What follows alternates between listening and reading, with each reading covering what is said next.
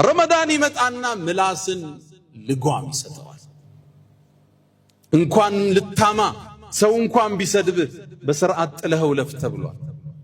እኔ ጾመኛ ነኝ ብለኸው ለፍ። ጾመኛ መሆንክህ ልብ በል። የተከበረ ረመዳን ውስጥ ነው ያለኸው።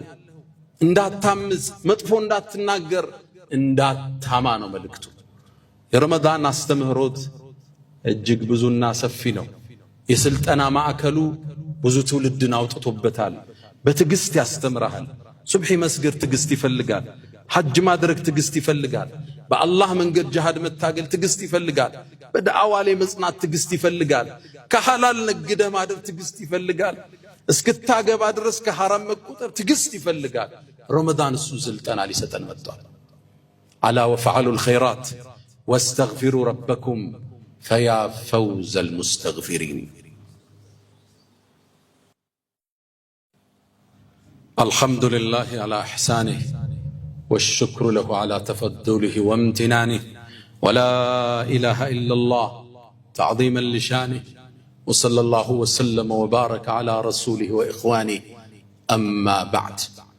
يا رمضان تمرت بيت بزو مقرافو تشالوت خطبة وتشاتشم يادرسوت هادلم تلقوا علامة يراها بعد ما دلم اندنم ماربتنا لبك على شو كسامت بفيت رمضان اللي قبانو يتوابالنا ረመዳን ሙባረክ ተባብለን ነበር።